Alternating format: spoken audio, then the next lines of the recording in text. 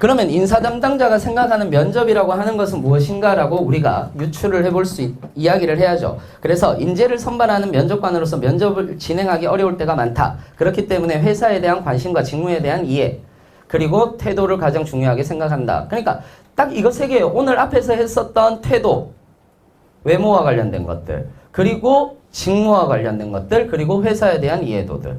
이 세 개만 잡고 가시면 돼요. 여러분들이 어떤 경험을 했는지 사실은 면접관은 그렇게 중요하게 생각하지 않습니다. 여러분들이 무슨 경험을 했던 간에 여러분들의 경험은 그냥 여러분들의 경험이에요. 대부분 비슷해요, 경험치는.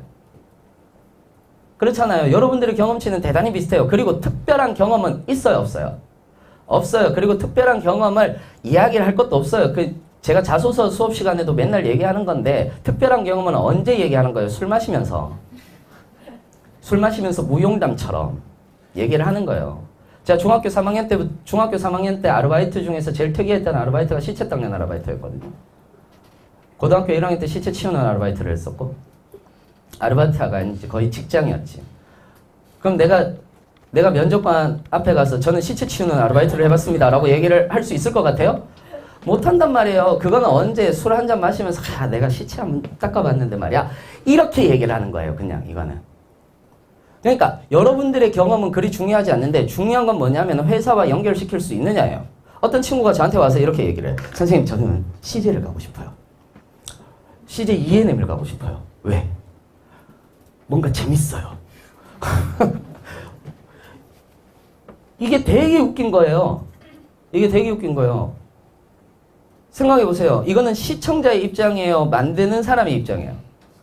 그렇지, 시청자의 입장이죠. 시청자는 그냥 방에서 보는 거예요. 내가 만드는 사람이 아닌 거예요. 선생님, 저는 삼성을 들어가고 싶어요. 삼성전자를 꼭 들어가고 싶어요. 왜 들어가고 싶어요? 뭔가 요즘에 갤럭시가 너무 예뻐요. 삼성은 부품 회사입니까? 아니면 완성품을 만드는 회사입니까? 부품 회사예요. 착각하시면 안 돼요. 착각하시면 안 돼요. 우리나라의 대부분의 모든 기업은 부품 회사에서부터 출발을 하는 거예요. 부품 회사에서부터 출발을 해서 얘들이 완성형 제품을 만든 거지. 생각해 보세요. 여러분들 아이폰 기판 뭡니까? 어디 겁니까? 아이폰 기판 어디 겁니까? 오늘 삼성이야. 적대적인 애들 거를 쓸 것 같아요. 6S까지는 반도체가 전부 다 삼성 께 들어갔는데 지금은 도요타 께 들어가고 있습니다. 그 다음에 디스플레이는 어디 거요? 6S까지는 LG였다가 6S 이후로는 소니 걸 쓰고 있습니다. 왜냐면 치고 올라오잖아. 근데 치고 올라오는데 걔들이 그걸 쓰겠냐고요. 무슨 말인지 이해되십니까? 쓰겠냐고. 그러니까 그쪽에서는 부품들을 조립하는 완성형 공장인 거예요. 애플이라든지 구글이라든지 이런 것들은. 무슨 말인지 이해되세요? 그러면은 기본적으로 부품 시장에서 어떤 식으로 살아남는 것인가? 삼성이라고 얘기를 하는 것은. LG라고 하는 것은 어떤 식으로 살아남는 것인가? 에 대한 기본적인 회사의 지식을 가지고 있어야 되는 거지. 그걸 가지고 있지 않은 채 여러분들이 그냥 좋으니까, 좋아 보이니까 느낌만으로는 죽었다 깨어나도 면접 합격 못합니다. 자, 그래서 면접에서 중요하게 생각하는 것들을 조사를 해봤더니 이거예요. 35%가 회사 이해, 29%가 직무 능력, 11%가 본인의 경험, 10%가 대단히 재밌는 게 본인의 가치관이에요.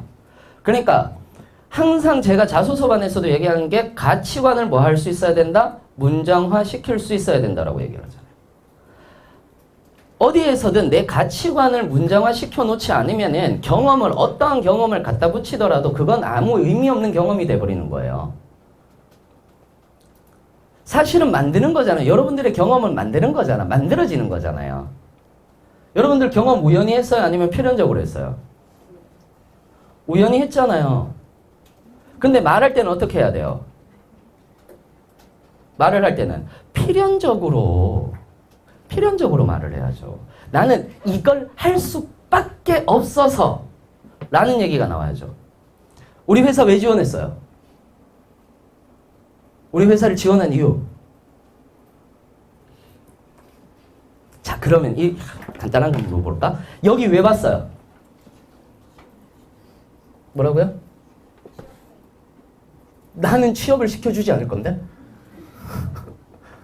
여기 왜 왔어요?